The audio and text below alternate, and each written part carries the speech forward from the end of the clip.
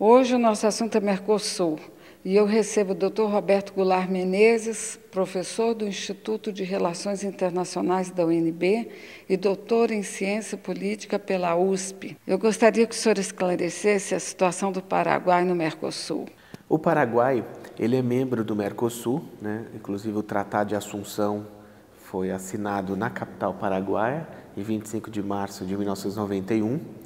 O Paraguai recentemente voltou, né, às manchetes em função de junho do ano passado, a deposição do governo Lugo de maneira muito apressada, inclusive despertando, né, a reação dos demais países membros do bloco, né, do Acordo do Mercosul, e, portanto, o Paraguai acabou sendo suspenso politicamente, tanto do Mercosul quanto da Unasul.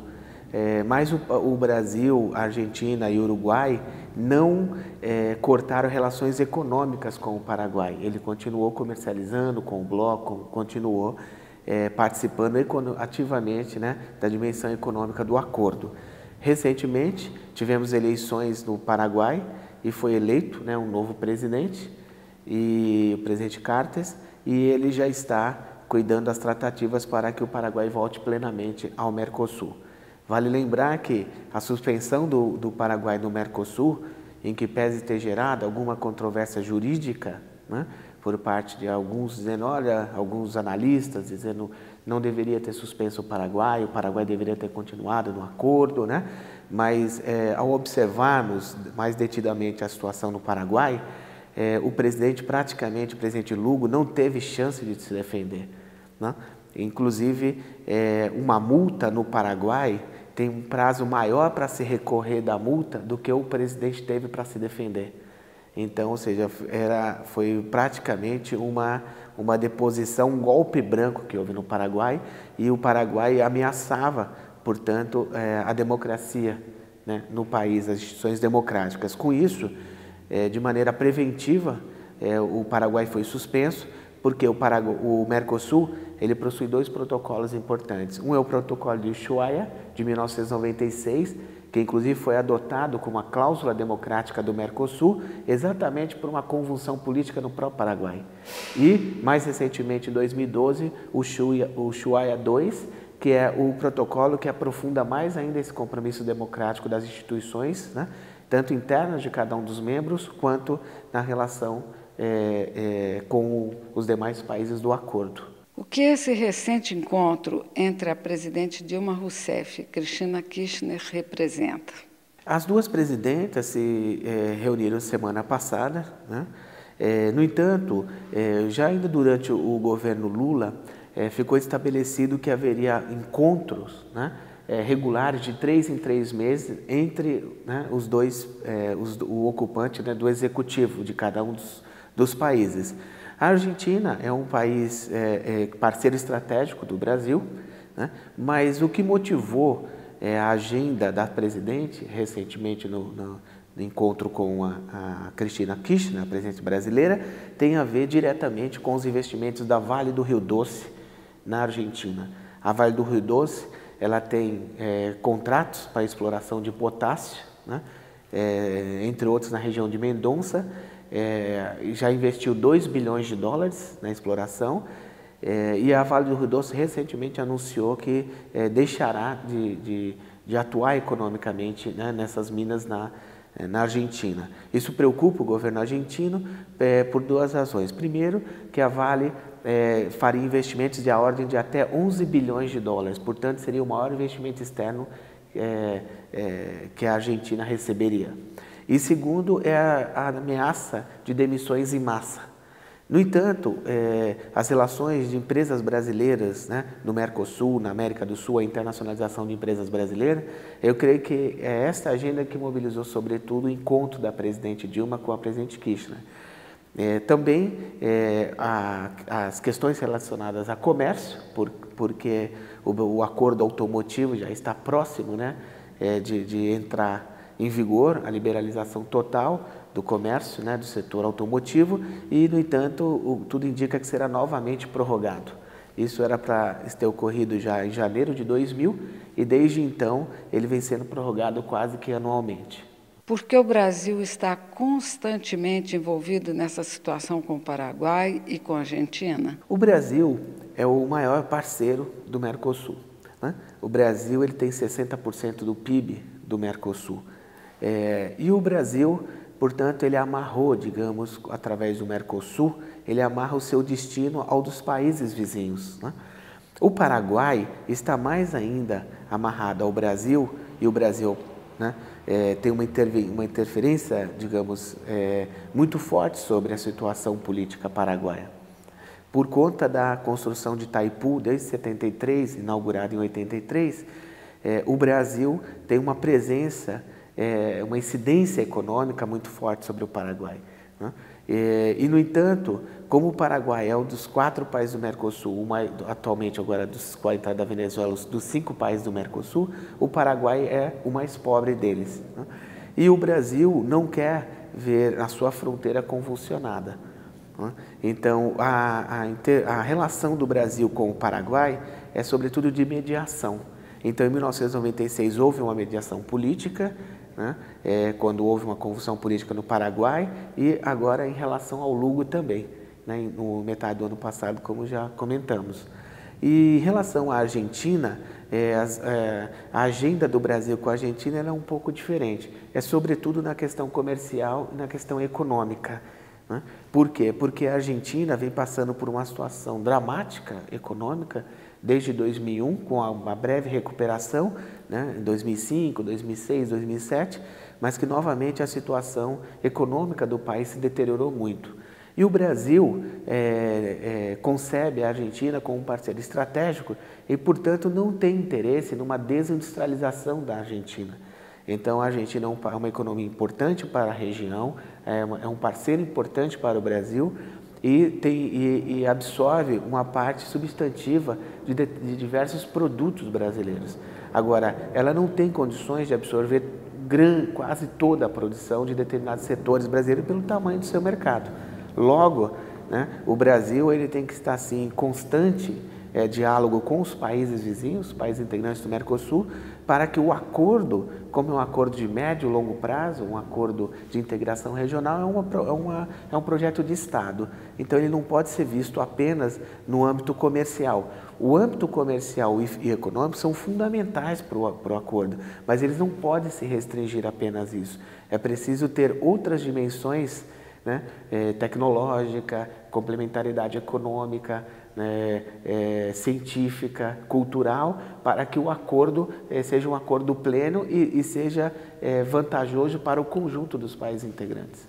Qual é o papel do Mercosul no contexto econômico brasileiro? O Mercosul ele tem um papel importante no contexto brasileiro, digamos, por 3 razões. A primeira delas é no âmbito diplomático. O Mercosul, quando ele foi concebido, a conjuntura econômica, política, geopolítica era muito desfavorável ao Brasil e aos seus vizinhos, logo no início, né, do pós-Guerra Fria. Então, nesse período de muita incerteza, a voz do Brasil, da Argentina, do Uruguai, né, ainda mais os pequenos, praticamente não era ouvida internacionalmente. Então, a primeira estratégia do Mercosul foi para tornar, digamos, relevante a presença da região no mundo, porque o Mercosul tem personalidade jurídica internacional, ou seja, ele pode negociar com o Mercosul e não os países individualmente. Essa razão ela se modificou um pouco desde então, ou seja, dado a melhora econômica do Brasil, os indicadores macroeconômicos do Brasil, a pujança econômica que o Brasil tem hoje, né, como a sexta, sétima economia do mundo, então, e ao mesmo tempo os seus vizinhos numa situação difícil economicamente, a presença, portanto, do Mercosul na realidade econômica brasileira, ela se dá pela interdependência econômica, ou seja, os vizinhos eles compram do Brasil, né? Então, nesse segundo ponto é importante por quê? Porque o Brasil ele tem, nesses 3 países, agora na Venezuela, mercados importantes. E em toda a América do Sul é estratégica para o Brasil por conta de ser a região que absorve 40% dos produtos industrializados brasileiros. Então, isso é um dado fundamental na hora de se pensar a dinâmica econômica sul-americana. Por quê? Porque os mercados né, europeus, mercados americanos, mercado japonês, mercado chinês, são mercados altamente competitivos nesses setores. E o Brasil consegue, na América do Sul, né, vender 40% dos seus produtos industrializados aqui. Então, essa é uma outra razão importante também. E uma terceira razão importante é que o Brasil ele tem uma estratégia atualmente, uma estratégia de integração para toda a América do Sul. E essa estratégia de integração implica também a internacionalização das suas empresas, implica, né, na realização de investimentos na América do Sul. O Brasil também tem projetos em andamento, né, com países vizinhos relacionados à questão energética. Então, hoje, a América do Sul é, sobretudo, uma região pacificada, a parte a questão colombiana, que o Brasil também vem contribuindo, Brasil e os países do Mercosul, e por ser uma região pacificada, interessa ao Brasil, né, como mostra a Unasul também, né, a criação da Unasul em 2004, mostra que o Brasil se compromete mais hoje com a região. Ao longo da nossa história, os países sempre tiveram mais ou menos um de costas para os outros. Então, em agosto de 2000, nós tivemos a primeira reunião com os 12, né, chefes de estados da América do Sul, né, em cerca de 150 anos de independência. Então, ou seja, o Brasil pensa a América do Sul não apenas do ponto de vista comercial e econômico, a diplomacia brasileira, os formuladores da política brasileira, creio eu, pensa também como uma região que pode conjuntamente, né, atingir um padrão de bem-estar social melhor. O que mudou com a entrada da Venezuela? A Venezuela, ela sempre, desde o seu pedido de ingresso no Mercosul, sempre despertou discórdias, prós e contras a favor da entrada da Venezuela.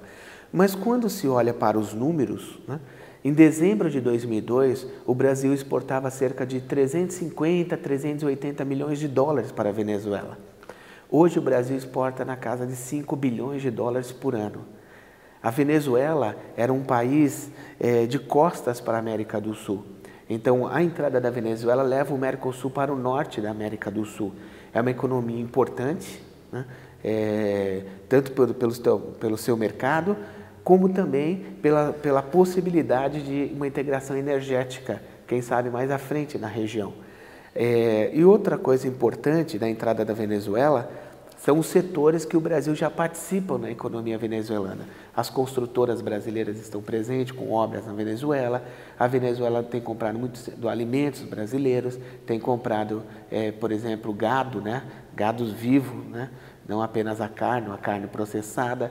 A Venezuela tem adquirido, né, manufaturas do Brasil, mas a entrada da Venezuela no Mercosul não é apenas com interesse comercial, esse é importante e econômico, mas a entrada da Venezuela mostra também uma possibilidade, através da cláusula democrática, de garantir para toda a América do Sul uma região pacificada, uma região estável. A questão da controvérsia da Venezuela se dava sobretudo pela presença do Chávez, portanto um componente mais ideológico, né?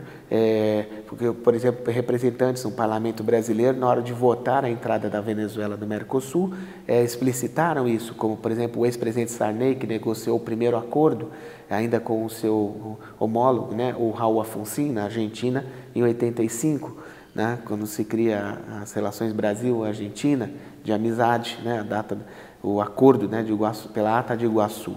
Portanto, a entrada da Venezuela, com o tempo, tende a diluir esse componente ideológico e cada vez mais é a Venezuela que ela participe do Mercosul, respeitando as instituições do Mercosul, aceitando as instâncias do Mercosul e que não dificulte as negociações do Mercosul para fora da região, né? Ou seja, como o Mercosul toma decisões por consenso, que a Venezuela não venha fazer um bloqueio, né, por questões ideológicas, não se espera isso, né?